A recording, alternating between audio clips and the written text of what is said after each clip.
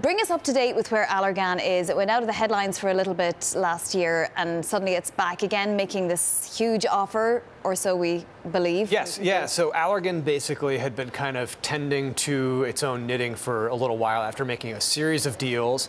And then over the last kind of 6 months or so, we've seen them under some pressure from their investors, people saying, hey, you guys are carrying a ton of debt. You've done all this stuff. Some of your top products, like the eye drug Restasis, are under a little bit of one of their eye drugs, not Restasis, is under a little bit of pressure. And people thinking that they might have to sell off some assets or do something to kind of get their business under control. All of a sudden, they say they're interested in what right now could be a $60 billion plus deal. It's a real reversal from, hey, let's tidy things up. It seems like they may be looking at the way out of their situation is let's go out and do another big deal here and snap up a big potential asset if they do come through and make an offer.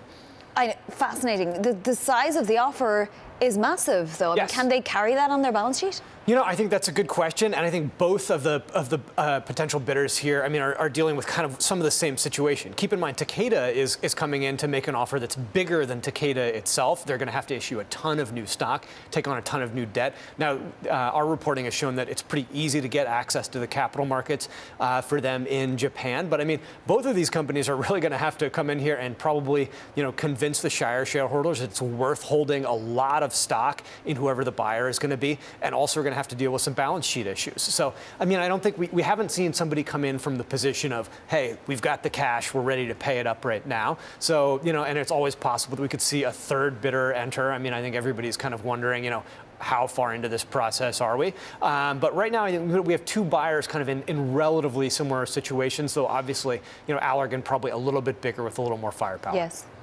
Who's better placed, Manuel? What do you think? Allergan it's a good or fit. Takeda? It's a good question, Mark. It's a good fit for both companies. There are business units that fit well on either of the parties. So, it remains to be seen how far along they can go in terms of price. You need to keep into account that Shire shareholders have been trapped into the company for years.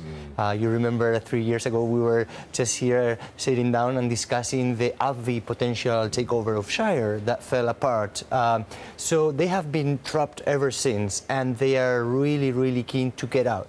Now, that said, they are going to get the highest price they can get. So it's really how far high and how higher, that these companies can go.